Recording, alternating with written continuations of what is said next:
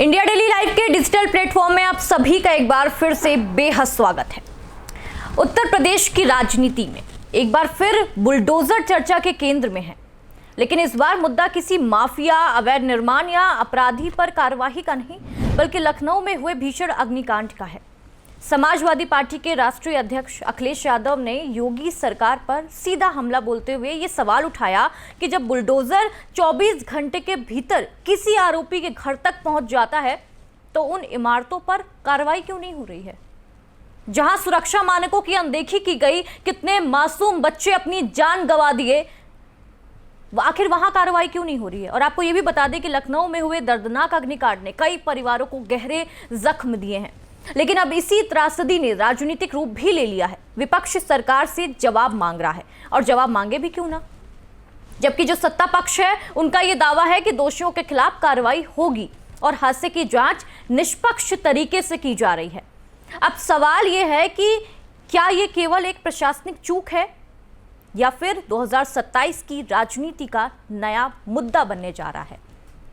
और आपको यह भी बता दें कि 22 जून को दोपहर करीब 2:30 बजे लखनऊ के अलीगंज स्थित एक इमारत में आग लगने की सूचना मिली। ये 2 मंजिला इमारत थी।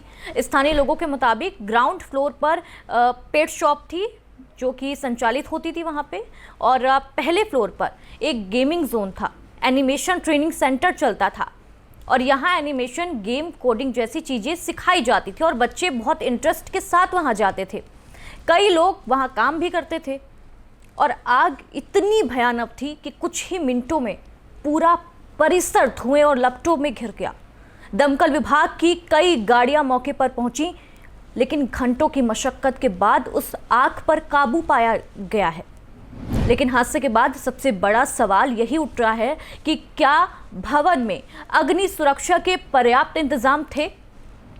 क्या संबंधित विभागों ने समय रहते निरीक्षण किया था? और यदि कमियां थीं तो कार्रवाई आखिर क्यों नहीं हुई? यही सवाल अब राजनीति के केंद्र में आ चुका है। समाजवादी पार्टी प्रमुख अखिलेश यादव ने सरकार पर निशाना साधते हुए कहा कि उत्तर प्रदेश में बुलडोजर कार्रवाई को सरकार अपनी सबसे बड़ी उपलब्धि बताती है कि हमने यहाँ बुलडोजर चला दिया, हमने इस माफिया के यहाँ बुलडोजर चला दिया, लेकिन आखिर इस कांड में इतनी देरी क्यों हो रही है? और जब ऐसी इमारतों की बात आती है तो सुरक्षा नियमों की अनदेखी आखिर क्यों हो जाती है? तब प्रशासन की कार्रवाई नजर क्यों नहीं आती है?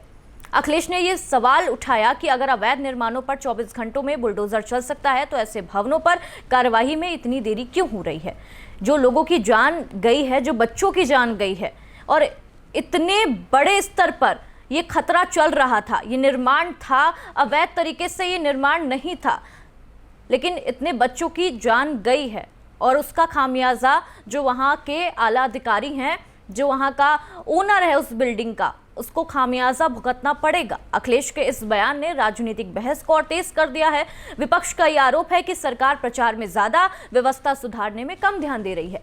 उनका यह कहना है कि केवल प्रतीकात्मक कार्रवाई से शासन नहीं चलता, बल्कि सुरक्षा मानकों को लागू करना भी सरकार की जिम्मेदारी होती है।